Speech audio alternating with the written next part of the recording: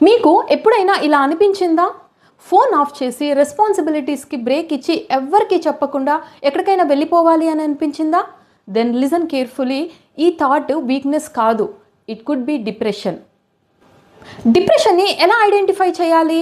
Number 1, maximum everyday లో మూడ్‌గా ఉండడం, zero ఎనర్జీగా ఉండడం, లైఫ్‌ని కంటిన్యూ చేయాలన్న ఇంట్రెస్ట్ లేకపోవడం, ఒకప్పుడు మనం ఎంజాయ్ చేసిన యాక్టివిటీస్ పైన ఇప్పుడు ఏమాత్రం ఎక్సైట్మెంట్ లేకపోవడం, చిన్న చిన్న మిస్టేక్స్కి కూడా ఎక్సెసివ్ గిల్టీగా ఫీల్ అవ్వడం, స్లీప్ డిస్టర్బెన్సెస్ ఉండడం, కాన్సన్ట్రేషన్ ప్రాబ్లమ్స్ ఉండడం, ఇవన్నీ సిమ్టమ్స్. ఈ సిమ్టమ్స్లో 5 ఆర్ మోర్ సిమ్టమ్స్ గనక మినిమం 2 వీక్స్ నుండి మీరు ఎక్స్పీరియన్స్ చేస్తూ ఉంటే it could be depression. Depression అంటే లేజినెస్ కాదు, వీక్నెస్ కాదు. ఇది ఒక క్లినికల్ మెంటల్ హెల్త్ కండిషన్. మరి డిప్రెషన్ రావడానికి రీజన్స్ ఏంటి?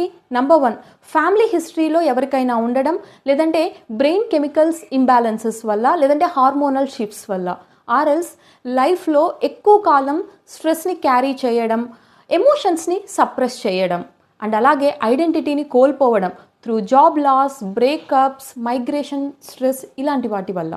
అండ్ అలాగే కంటిన్యూగా మిమ్మల్ని ఎవరైనా క్రిటిసైజ్ చేస్తూ ఉండడం, ఎమోషనల్గా నెగ్లెక్ట్ చేయడం వల్ల ఐఎమ్ నాట్ ఎనఫ్ అన్న బిలీఫ్ డెవలప్ అయ్యి డిప్రెషన్కి దారితీస్తుంది. But the good thing is depression treatable. Me condition కనుక మైల్డ్ టు మోడరేట్లో ఉంటే డెఫినెట్గా ఇది ట్రీటబుల్లే.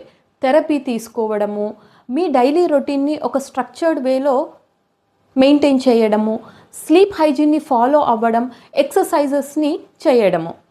ఒకవేళ మీ డిప్రెషన్ మోడరేట్ టు సివియర్ అయితే థెరపీతో పాటు మెడికేషన్ కూడా డెఫినెట్గా ఈ కాంబినేషనే హెల్ప్ అవుతుంది.